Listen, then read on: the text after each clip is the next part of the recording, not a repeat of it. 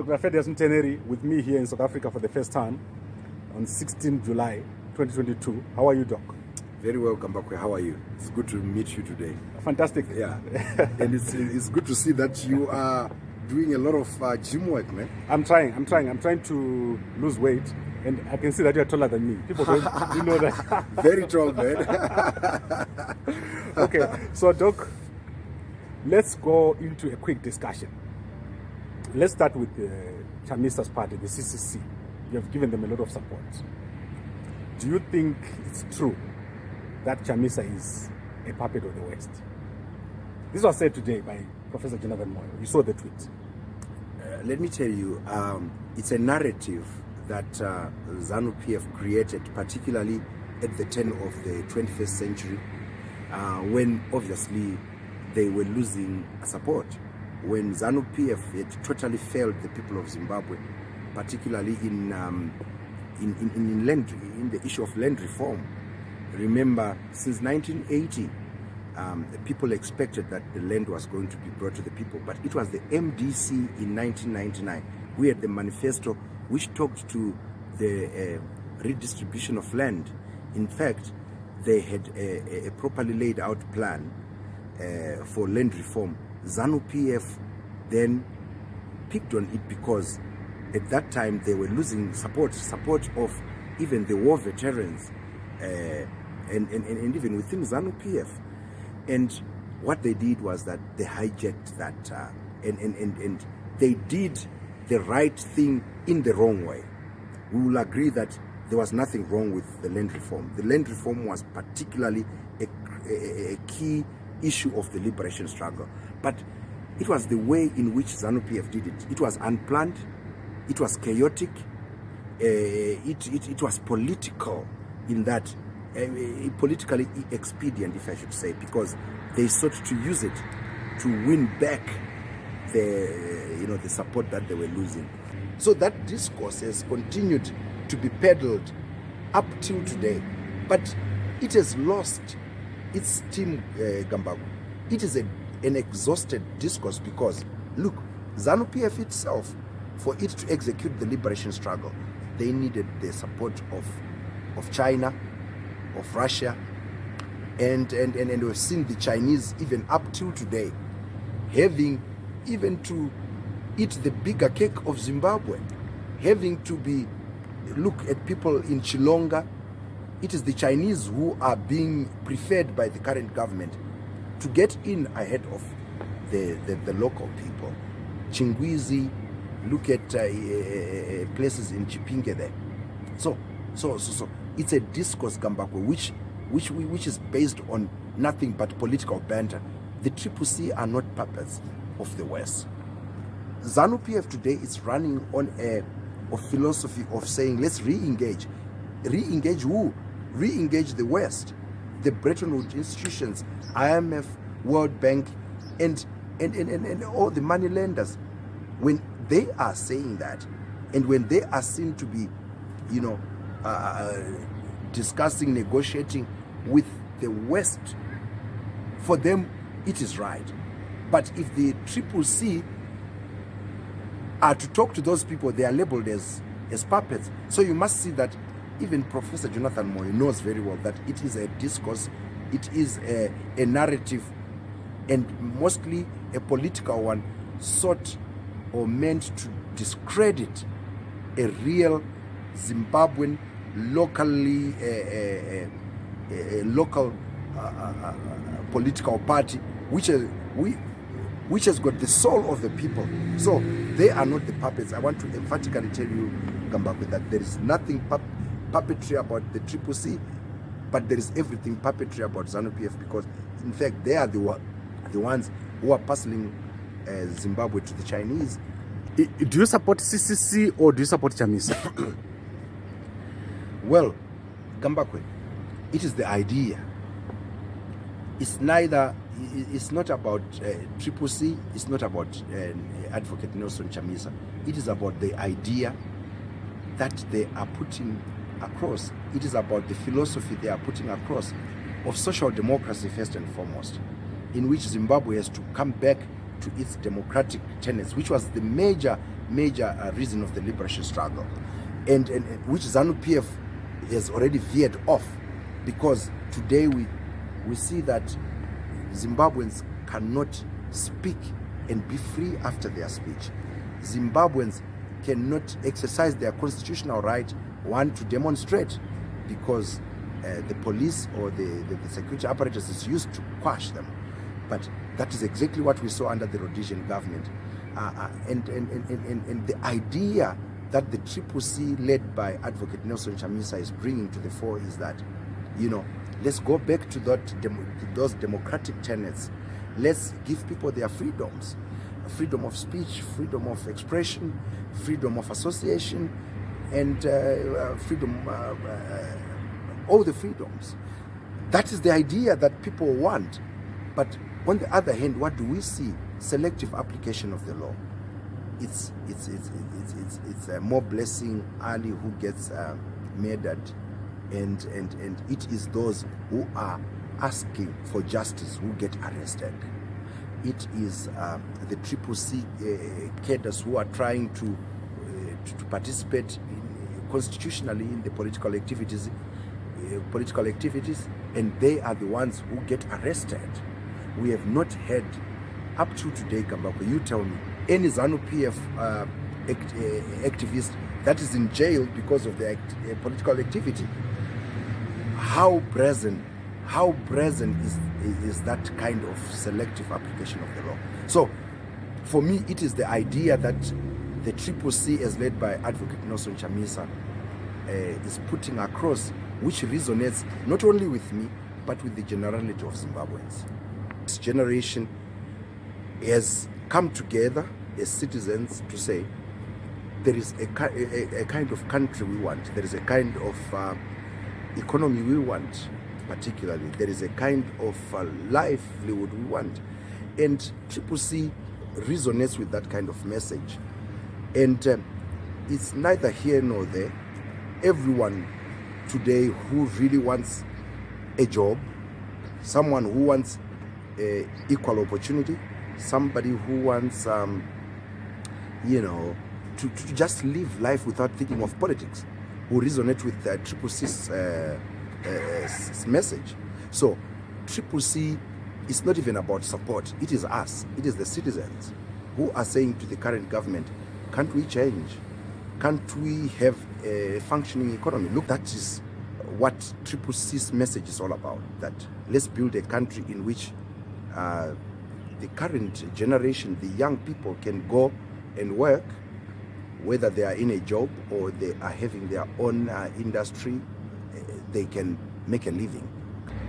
When I make a commentary, it's just a little part that I contribute to the struggle to say, what would Zimbabweans, the majority of them, want to hear?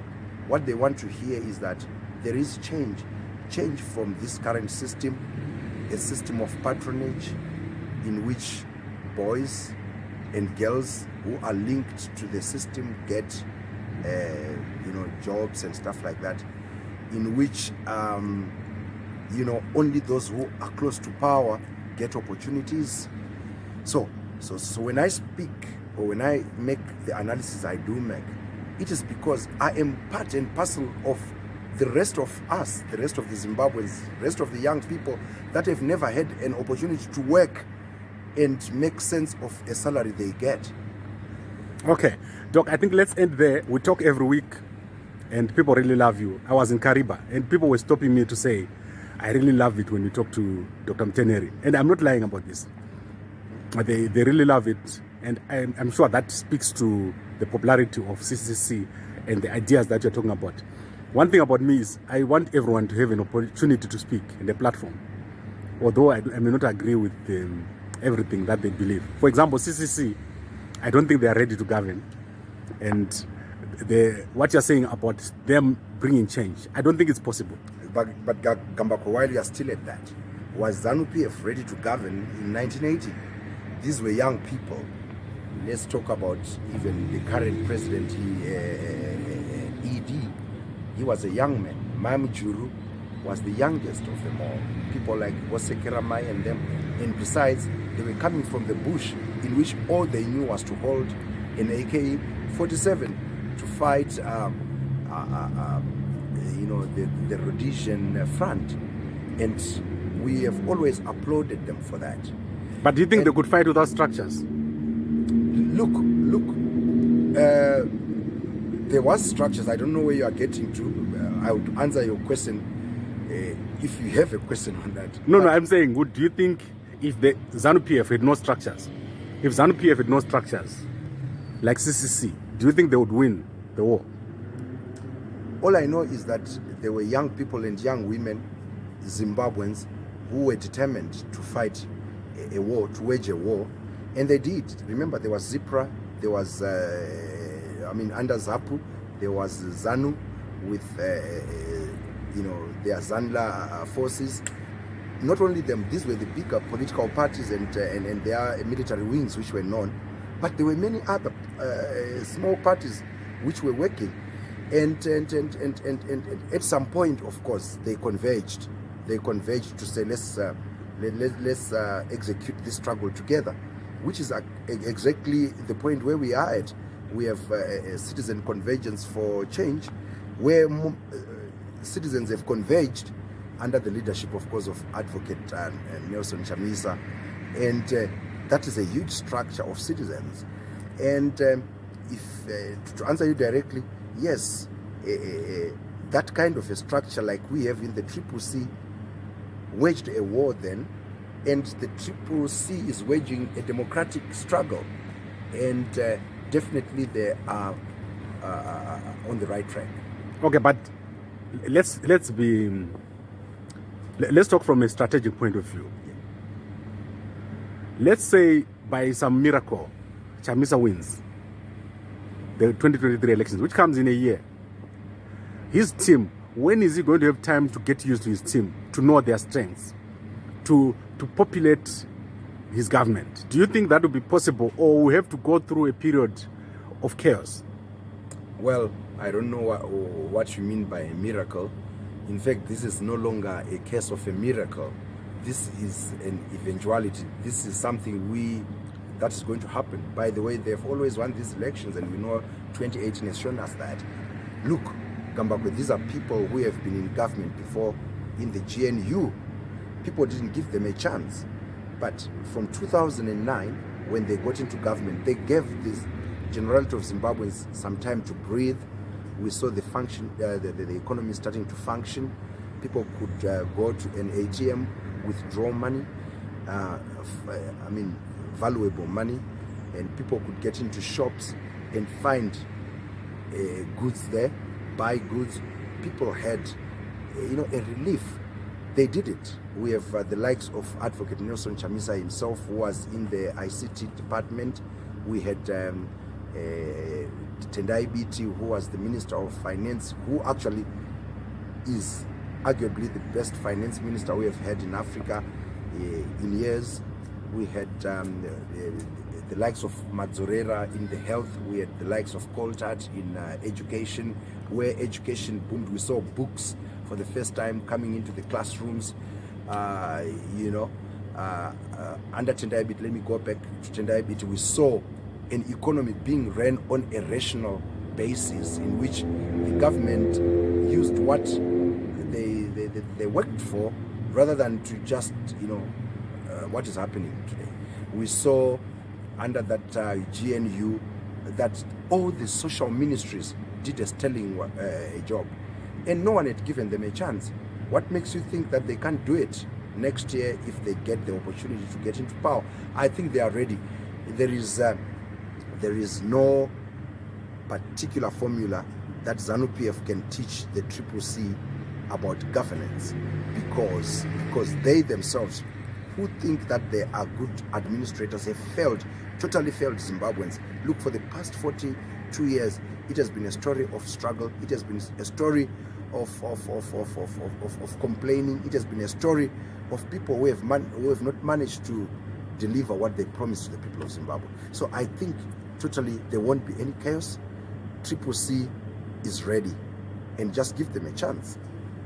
Okay, would they be able to convince and bring to their side key institutions of the state, military, police, parastatals, would they be able to do it? Is CHAMISA as an individual capable of doing that? Gambakwe, that is a very important question actually, which brings to the fore the fact that ZANU-PF itself as a governing party from independence, which fought for the liberation of the country, managed to create independent institutions. Obviously, everyone who will be listening will say totally no. But look, our institutions, I think, are very, very strong institutions which have got people who understand the need to be loyal to the country, who understand the need to be loyal to the constitution. And it's only few bad apples probably today that choose to align themselves to political players. And I believe that once a new administration, a new dispensation, proper new dispensation as led by the CCC comes in, it is a process that will transit itself. And it's not about CHAMISA being able to handle them. If they really are state institutions, they know that they are supposed to follow the constitution, which says they swear an oath to the country. So this question always comes because there are few bad apples that have made very unconstitutional announcements, a few bad apples that have decided to say we choose those that are in power today because they get trinkets, they get little payments and stuff like that, whatever it is. But look, those institutions that we have in Zimbabwe are strong, and they know that once an administration, a political administration, is voted for and is announced, they have to rally behind that. But one thing I know for sure is that once the CCC comes into power, they are going to make sure that they streamline, they make categoric policies which will make sure that our institutions do not dabble into politics, but they will represent the constitutional provisions. They will represent the kind of Gambakwe, they will represent the people basically. Okay, Doc, I'm very happy that we finally met physically, and I always try to challenge you, and I know you challenge me a lot on my thinking about a lot of issues. Is there anything else you want to say before we close? No, honestly, I want to say I'm happy to have seen you today. I was paying a visit to family today, and meeting you is actually fantastic. And I'm sure all our followers, hey, I want to tell you today that Gambakwe is a nice guy. I met him today, and he is a very generous guy. Right now from here, going for some drinks. Few drinks, yes? Yes. And I'm happy, Gambakwe, to have met you, but the message continues to say, let's not sleep. Let's go and register to vote. I have registered to vote, and come 2023, I'll make sure that my vote counts. Everyone out there, especially young people who want to get a job, who want to see an economy that works, who want to wake up and not think about politics, go and register to vote, and come 2023, vote. And as for you, Gambakwe, I'm happy to see you. Thank you very much, Dr. Feddious Mutenheri, in South Africa with me for the first time. We'll see you again very soon, and thank you to all the